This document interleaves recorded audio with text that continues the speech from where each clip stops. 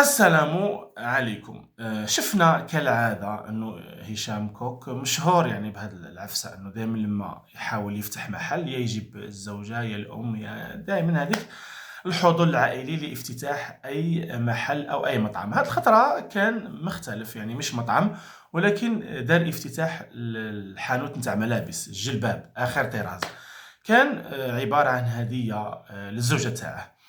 هنا بزاف ناس علّقوا قالوا يعني الافتتاح هذا كان مختلف، والاختلاف واش هو؟ في الزوجة، إنه الزوجة اللي كانت قبل ما كانتش كيما هاك، يعني هذه جديدة تبان فارضة نفسها، يعني الزوجة الأخرى أو الأولى ما كانتش حاظية بكل هاد الاهتمام.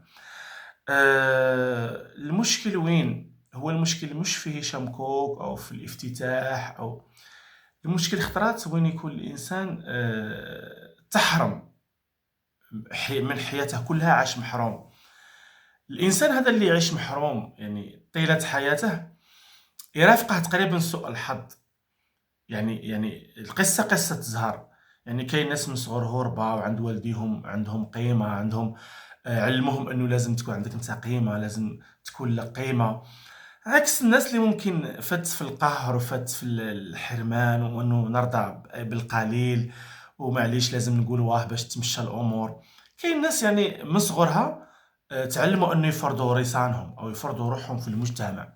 صافي دير لما يمشوا لعائلات كبيره ولا يمشوا للناس ولا تروح كزوجه تمشي مع هذيك الطباع نتاع فرض شخصيتي او انه انا نفرض روحي في كل الحالات. هنا مسألة نشأة اكزاكتومون كيما نقولوا حنا.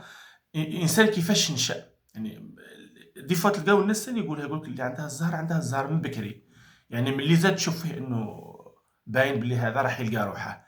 كاين ناس ما لاقيش روحها لحد الان، زادت ما لاقيش روحها، تكبر ما لاقيش روحها. هذه هي الدنيا، قصة نشأة. إلى فيديو جديد، إلى موضوع جديد، إلى أمور أخرى إن شاء الله، إلى فيديو جديد إن شاء الله.